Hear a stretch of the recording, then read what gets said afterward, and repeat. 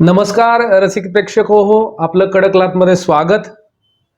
मित्र हो, गेल्या 2 भागांमध्ये आपण प्राध्यापक डॉक्टर रसाळ सरांकडून कविता, कवितेची समीक्षा, एकंदर ह्या सगळ्या गोष्टी आपण जाणून घेतल्या. काही संज्ञा देखील रसाळ सरांकडून आपण जाणून घेतल्या.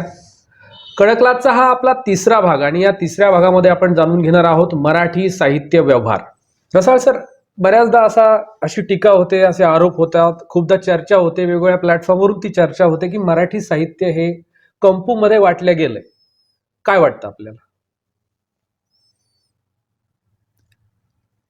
आता खरं सांगू का, हे प्रत्येक काळात घडतच असतं. या काळात त्याचं प्रमाण अधिक आहे, एवढंच आपण जास्तीत जास्त म्हणू शकतो. माणसं गट करतात, आपापल्याच कवींची भलावण करतात, त्यांच्यावरच लिहितात. हे नेहमीच घडणारी गोष्ट आहे. मानवी स्वभावच असा आहे की त्यामध्ये हे येतच. पण हे किती असावं, यालाही काही मर्यादा पाहिजेत. दुसरं असं की काही विशेषतः समीक्षकांवर ही जबाबदारी असते की विशिष्ट मूल्यांच्या आधारेच कवींच्या कवितेकडे पाहणं. मग समीक्षक हा गटाचा विचार करत नाही, चांगला समीक्षक. उदाहरणार्थ, मी स्वतः दिलीप चित्र्यांवर कडक टीका केली माझ्या समीक्षेमध्ये. पण दिलीप चित्रे हा महान कवी आहे असं मी बोललो. तरीही मी असं नाही म्हटलं की यांनी हे केलं म्हणून हे वाईट कवी आहेत. मी चांगल्याला चांगलं आणि वाईटाला वाईट म्हणणारे समीक्षक जर समाजात असतील, वाङ्मय व्यवहारात असतील, तर हे गट निष्प्रभ होतात असं माझा अनुभव आहे. पण गटबाजी काही प्रमाणात ही सगळ्याच काळामध्ये आपल्याला पाहायला मिळते. आता केशवसुतांचा एक गटच होता, चंद्रशेखर शिवराम गोरे जुने कवी यांचा वेगळा गट होता. या गटाने म्हणायचं की ही कविता काय कविता आहे का, ही बिंदुश्रावी कविता आहे. कविता कशी पल्लेदार पाहिजे, 50-50 पानं लिहिली पाहिजेत. हे 4 ओळी लिहितात आणि म्हणतात ही कविता आहे. बिंदुश्रावी, बिंदू रक्ताचा बाहेर यावा तशी ही कविता. तेव्हा एक गट प्रत्येक काळात असतात. तेव्हा गटाचं वास्तव स्वीकारून या गटाच्या बाहेर पडणारा वर्ग वाङ्मय व्यवहारात किती आहे याच्यावर त्या वाङ्मय व्यवहाराची शुद्धता अवलंबून राहते. बरं, आपल्याकडे दुर्दैवानं होतं असे की समीक्षकही गटाचा भाग बनतात. हाच प्रश्न विचारणार होतो मी तुम्हाला की समीक्षक देखील आहेत का त्या कंपूचा भाग? होय, समीक्षकही कंपूचा भाग जेव्हा बनतात तेव्हा मग त्या वाङ्मय म्हणजे त्या वाङ्मयीन क्षेत्रामध्ये एक छुप थंड युद्ध सुरू होतं, कोल्ड वॉर असं आपल्याला पाहायला मिळतं. मग हे गट, प्रांत, जात सगळ्या गोष्टी गृहीत धरून पडलेल्या असतात. मराठवाड्यातला कवी, विदर्भातला कवी, कोकणातला कवी, या जातीतले कवी, त्या जातीतले कवी, असं जेव्हा गट पडायला लागतात तेव्हा हे गट मोडणारा काहीतरी एक वर्ग समाजामध्ये असणं आवश्यक असतं, वाङ्मयीन क्षेत्रामध्ये असणं आवश्यक असतं. तो आपल्याकडे आहे का हा प्रश्न माझ्या दृष्टीने महत्त्वाचा आहे आणि याचं उत्तर असं की जवळपास नाहीच. बरं, त्यामुळे समीक्षकही गटाचा भाग बनलेले आपल्याला पुष्कळदा दिसतात. सर, आता आपण परखड समीक्षेबद्दल बोललात. बऱ्याचदा परखड समीक्षा होते, मात्र त्याला पूर्वग्रह दूषित असण्याची शक्यता अलीकडे वाढली. काय मत आहे? हे पहा, समीक्षा दोन्ही प्रकारे केली जाते. म्हणजे अशी समीक्षा की व्यक्तीवर नाही मी आरोप करणार, व्यक्तीचा विचार कसा चूक आहे हे दाखवणं माझं काम आहे. चुकीचा विचार मांडणं हा काही त्या व्यक्तीचा गुन्हा नाही. त्याचं आकलन, त्याची एकूण परिस्थिती, यातून तो विचार जन्माला आलेला आहे. तो विचार कसा आहे, त्याचे मूल्य काय आहे, त्याची सत्यता काय आहे, एवढंच मी पाहीन. तो ज्या कोणी मांडला त्याच्या व्यक्तिमत्वाशी माझा काही संबंध नाही. ही परखड समीक्षा टिकत असते. दुसरी समीक्षा अशी की मग याची टिंगल कर, त्याची टिंगल कर, याला दूषणं दे, याला हास्यास्पद बनव, असं जे प्रकार होतात ते घातक असतात आणि संपूर्ण वाङ्मयीन वातावरण गढूळ करून टाकणारे असतात. म्हणून परखडतेच्या नावाखाली टिंगलटावाळी करणारी समीक्षा लिहिली जाते आणि वस्तुनिष्ठपणे त्याच्या विसंगती दाखवणारी समीक्षाही लिहिली जाते. सर, अलीकडच्या काळात किंवा मग एकंदरीतच मराठीमध्ये आपल्या समीक्षकांची परंपरा आहे ही अभावानेच दिसते, असं आहे का?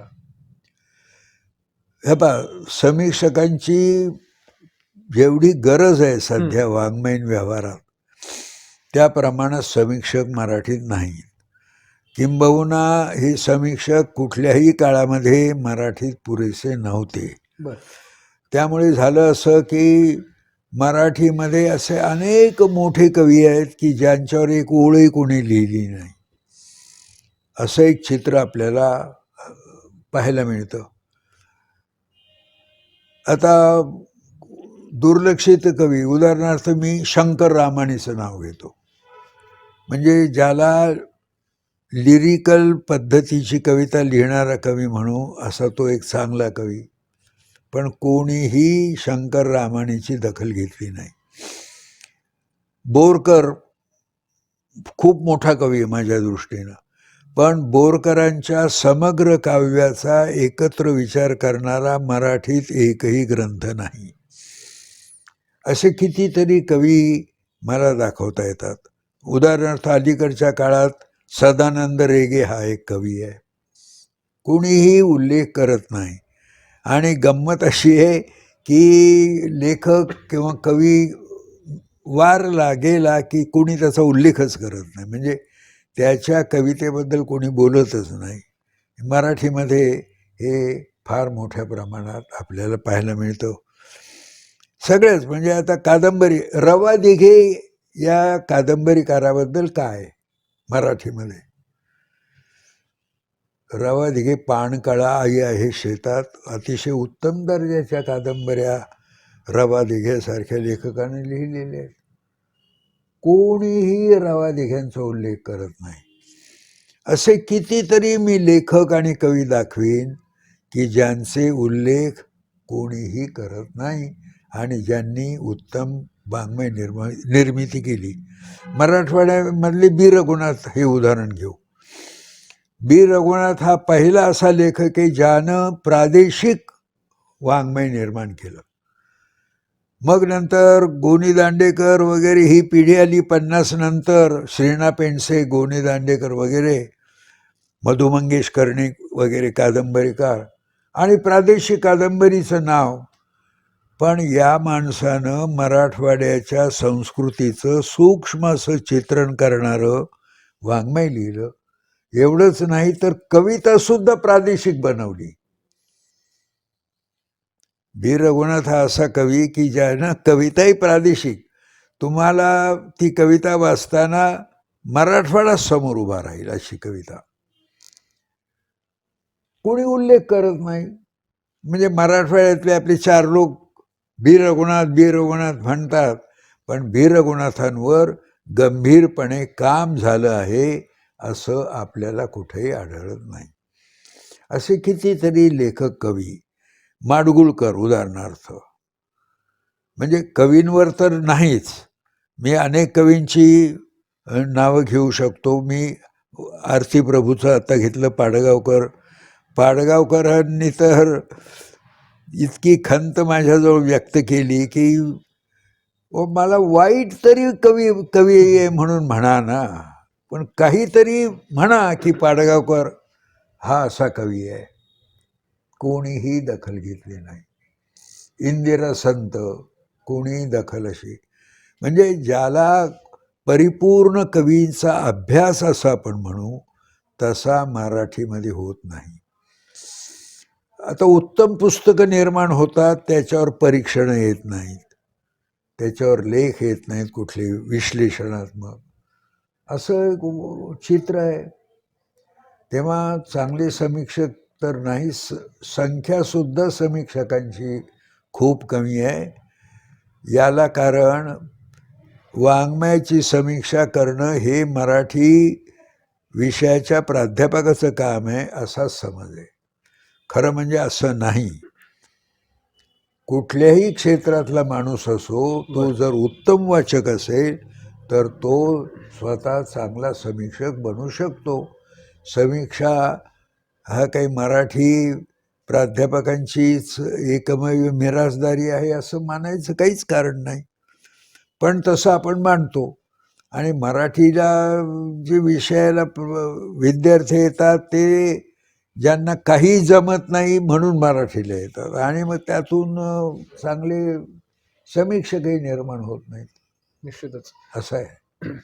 रसाळ सर, मराठी दुकानावरच्या पाट्या मराठी भाषेत लावणं ही प्रतिक्रियात्मक आहे असं आपण बऱ्याचदा हो. आपल्या भाषणातून बोललात. महाराष्ट्र शासनाने आता कायदा केलाय की दुकानातल्या पाट्या मराठीत असाव्यात, याच्यावर काय बोलणार आपण? पहिली गोष्ट अशी की पाट्या भाषेत नसतात, पाट्या लिपीमध्ये असतात. म्हणजे पाटी मराठी भाषेत करायची असेल तर तुम्हाला एखादा इंग्रजी शब्द पाटीवर असेल तर त्याचं मराठी रूप करावं लागेल. म्हणजे तुम्हाला हॉटेल म्हणता येणार नाही, तुम्हाला उपाहारगृह म्हणावं लागेल. तुम्हाला लॉज म्हणता येणार नाही, तुम्हाला निवास असं नाव द्यावं लागेल. असं जर केलं तर ते मराठी भाषेत पाट्या झाल्या असं त्याचा अर्थ आहे. पण तुम्ही जर देवनागरी लिपीमध्ये डायमंड लॉज असं लिहिलं तर ते लिपीत लिहिलं गेलेलं आहे. बरं, ही लिपी हिंदीतही वापरली जाते. आता हिंदी माणूस म्हणेल की वा वा, मुंबईमध्ये सगळ्या पाट्या हिंदीत झालेल्या आहेत, तर त्याला काय अर्थ आहे? तेव्हा तुम्ही असं सरळ म्हणा ना की देवनागरी लिपीत पाट्या पाहिजेत, कारण इथं बहुसंख्य माणसं जी शिकतात त्यांना देवनागरी लिपी येते, इंग्रजी लिपी येत नाही, किंवा रोमन लिपी ज्याला म्हणतात ती येत नाही असं म्हणा. पण मराठी माणसाला खुश करायचं बुवा आमच्या भाषेत पाट्या आल्या, हे काही खरं नाही. हे सगळं राजकारण आहे, हे काही मला मान्य होत नाही. रसाळ सर, गेली 4 दशकं आपण मराठी साहित्याची, कवितेची सेवा करता आहात, समीक्षा करता आहात. बऱ्याचदा मानाचा समजला जाणारा साहित्य अकादमी पुरस्कार आपल्याला मिळाला नाही, याच्याबद्दल खंत वाटते आपल्याला, किंवा अनेक बरेच लेखक कवी आहेत त्यांनाही मिळाला नाही, त्याबद्दल काय सांगाल? पुष्कळनंच मिळालं नाही, आणि मोठ्या मोठ्या कवींना मिळालेलं नाही, मोठ्या मोठ्या लेखकांना मिळालेला नाही. तेव्हा मला काही त्याची खंत वगैरे वाटत नाही. एक म्हणजे बहुतेक विशेषतः सरकारी पुरस्कार याच्यामध्ये पुष्कळ राजकारण चालतं. असे फार थोडे पुरस्कार आहेत जे खाजगी दिले जातात. उदाहरणार्थ महाराष्ट्र पुरस्कार जो आहे, महाराष्ट्र फाउंडेशनचा, जो न्यायमूर्ती चपळगावकरांना यावर्षी दिला, तिथं काही असा प्रकार होत नाही. कारण अमेरिकेमधले अनेक मराठी श्रीमंत लोक एकत्र आले, त्यांनी एक निधी उभा केला आणि मराठी भाषेतल्या उत्तम वाङ्मयाला आपण पुरस्कार द्यावा असं ठरवलं. तेव्हा उत्तम वाङ्मय कोणतं हे नक्की केल्याशिवाय तो पुरस्कार दिला जात नाही.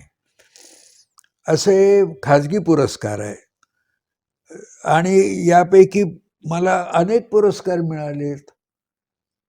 उदाहरणार्थ विखे पाटील पुरस्कार हा 1 लाखाचा पुरस्कार. तिथं मी कोणत्या जातीचा काय आहे किंवा माझ्या कुठे ओळखी आहेत आणि मी जाऊन काही कोणाला सांगतो असं होत नाही. असे पुरस्कार आता साहित्य अकादमीमध्ये पुष्कळ राजकारण चालतं. म्हणजे असं बोललं जातं, हे आता खरं किती मला माहिती नाही, पण अशा अनेक ठिकाणी आता इंग्रजीमध्ये एक प्राईज नावाची कादंबरी मी वाचली, तिचा आता लेखक मला आठवत नाही. नोबल प्राईज देताना कसं राजकारण चालतं याचं चित्रण त्या कादंबरीमध्ये आहे.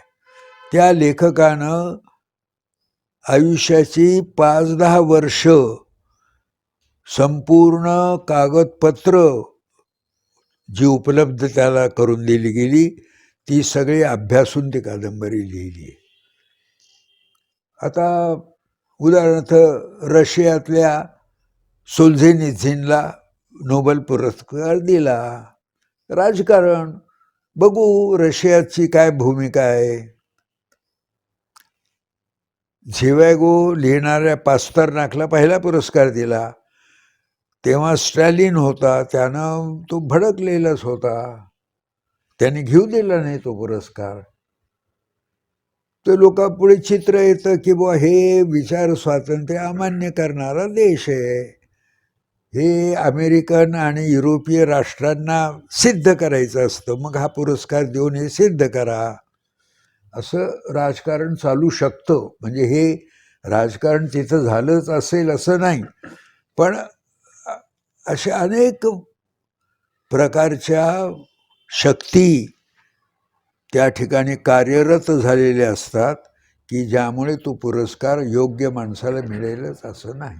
बरं, तेव्हा मी विचार असा करतो की सरकारी पुरस्कार हे याच्याबद्दल असंच बोललं जातं. मला जेव्हा मागच्या वर्षी पुरस्कार दिला तेव्हा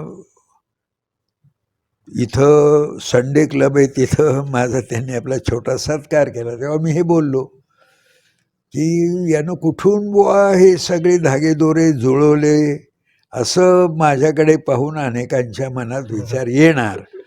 मी असे काही धागेदोरे जुळवलेले नाहीत, हा पुरस्कार मला आपोआप मिळालेला आहे. तेव्हा असं ज्या पुरस्कारांबद्दल वाटतं त्या पुरस्काराबद्दल आपल्याला नाही मिळालं तर काय बिघडत नाही ना. आणि शेवटी पुरस्कार ही काही अंतिम कसोटी तुमच्या मोठेपणाची होऊ शकत नाही. अनेकांना पुरस्कार न मिळताही ते मोठे असतात. आता आरती प्रभूला कुठे साहित्य अकादमीचा पुरस्कार, बोरकरांना कुठे, कसा बसा पाडगावकरांना दिला तो त्यांच्या सामान्य दर्जाच्या कविता संग्रहाला दिला गेला. तिथे राजकारण झालं, अरे हा एवढा चांगला कवी आहे, असू दे पुस्तक कसंही पण त्याला देऊन टाका, असं होतं. म्हणून अशा पुरस्कारांमध्ये जर राजकारण असेल तर त्यापासून आपण दूरच राहिलं पाहिजे असं मला वाटतं. आणि मी साहित्य अकादमीवर आरोप करत नाही की तिथं राजकारण चालतं, पण बहुतेक सरकारी पुरस्कारामध्ये असं बोललं जातं की तिथं विचार वस्तुनिष्ठपणे केला जात नाही. तेव्हा नाही मिळालं तर काही बिघडत नाही. आणि मला खूपच पुरस्कार मिळालेत. काही जण म्हणाले की सगळेच पुरस्कार तुम्ही घेतलेले आहेत. तर सर आता आपण म्हणालात की चला ही साहित्यकृती जरी मोठी नसली तर मात्र एकंदरीत साहित्यिक मोठा आहे त्याला पुरस्कार दिला जातो. पण साहित्य अकादमी पुरस्काराबाबतीत देखील असं होतं का की त्या वर्षीच्या कलाकृतीला साहित्य अकादमीचा पुरस्कार हा गेल्या 5 वर्षातल्या उत्तम कलाकृतीला दिला जातो. म्हणजे पहिल्यांदा 1 वर्षाची पुस्तकं गृहीत धरली जात असत, पण हळूहळू आता 5 वर्षाची पुस्तकं गृहीत धरली जातात. म्हणजे आजपासून मागचे 5 वर्ष एकूण साहित्य लक्षात घेऊन हा नियम केला. याचा कारण एखाद्या वर्षी खूप चांगली पुस्तकं येतात आणि त्यापैकी एकालाच पुरस्कार मिळतो. हा पुरस्कार लेखकाला नाही, हा ग्रंथाला पुरस्कार आहे. आणि तो ग्रंथ योग्य प्रकारे कसोट्यांवर चांगला ठरत असेल तरच तो द्यावा, अशी त्या मागे भूमिका आहे. आणि म्हणून आता त्यांनी 5 वर्षाचं नियम केलेला आहे की काही वेळा एकही चांगलं पुस्तक नसतं, मग त्यावर्षी द्यायचं नाही का, असं नको. मग 5 वर्षातली पुस्तकं गृहीत धरा आणि त्यातून तुम्ही निवडा, अशी ही भूमिका आहे. बरं. आता पाडगावकरांच्या बाबतीत ते वर्षाचा पुरस्कार होता, त्यामुळे पाडगावकरांना कमिटीनं ठरवलं की कवी मोठा आहे, त्यांच्या सलाम या संग्रहाला पुरस्कार मिळाला. तो काही चांगला संग्रह मानला जात नाही. तेव्हा अशी ही सगळी पद्धती आहे आणि त्यात आपण काय बोलायचं असा माझ्या पुढे प्रश्न आहे. बरं, रसाळ सर, या भागाचा शेवटचा प्रश्न आहे तुम्हाला. तुम्ही आता आपण सगळी पुरस्कारांबद्दलच चर्चा केली. मुळात साहित्य हे पुरस्कारांसाठी लिहिले जात नाही, मात्र आता त्याच्या उलट थोडीशी परिस्थिती चित्र दिसतंय. होय, तर ह्या सगळ्या गोष्टींचा साहित्य व्यवहाराचा साहित्याला फटका काय बसतो का? आहे, जिथे पुरस्कारासाठी शिफारशी चालतात तिथंच हा प्रश्न येतो. जेव्हा लेखक पुरस्कारासाठी लिहितो तेव्हा तो आपण पुरस्कार मिळवण्यासाठी योग्य प्रकारे शिफारशी लावू शकतो असा त्याला विश्वास असतो. त्याशिवाय तो पुरस्कारासाठी लिहिणार नाही. म्हणून मुळात पुरस्काराचं सगळं वातावरण गढूळ झालेलं आहे असाच त्याचा अर्थ आहे आणि म्हणून हे घडतं. तर मग ह्या सगळ्या गोष्टींचा साहित्य व्यवहाराचाच म्हणूयात थोडक्यात, साहित्याला फटका बसतोय असं जाणवतं का आपल्याला? असं काय काही नाही? मानायचं कारण नाही. नाही. चांगला लेखक पुरस्कारासाठी लिहितच नाही आणि पुरस्कार मिळाला नाही तरी त्याला एवढा विश्वास असतो स्वतःच्या लेखनाबद्दल की ते चांगलंच आहे असं त्याला जाणवायला लागतं. डॉक्टर रसाळ सर, मागच्या तिन्ही एपिसोडमध्ये आपण साहित्य, कविता, समीक्षा, संज्ञा आणि साहित्य व्यवहार या सगळ्यांबद्दल सगळ्या प्रश्नांची उत्तरं आम्हाला सविस्तरपणे दिली. आपले प्रेक्षक आणि आम्ही या एपिसोडबद्दल, या चर्चेबद्दल समाधानी आहोत. आपला वेळ दिलात आणि आमच्याशी बोललात त्याबद्दल खूप धन्यवाद. तुमच्यामुळे मला पुष्कळ लोकांशी अप्रत्यक्षपणे संवाद साधता येतो आहे, ही माझ्या दृष्टीनं समाधानाची बाब आहे. तेव्हा तुम्ही केलेले हे तिन्ही अनेक लोक ऐकतील, अनेक रसिक ऐकतील, माझे विचार त्यांच्यापर्यंत जातील, मतभेदही त्यातून होऊ शकतात, तेही होतील आणि एकूण वैचारिक व्यवहाराला ही गोष्ट उपयुक्त आहे आणि ही संधी तुम्ही मला दिली याबद्दल मी तुमचे आभार मानतो. थँक्यू. जर तुम्हाला हा व्हिडिओ आवडला असेल तर लाईक करा, शेअर करा आणि अशाच रंजक आणि कडक व्हिडिओज करता कडकलात या चॅनलला सबस्क्राईब करा. बेल आयकॉनवर टॅप करायला विसरू नका, म्हणजे आमच्या नवीन व्हिडिओचे अपडेट तुम्हाला मिळत राहतील.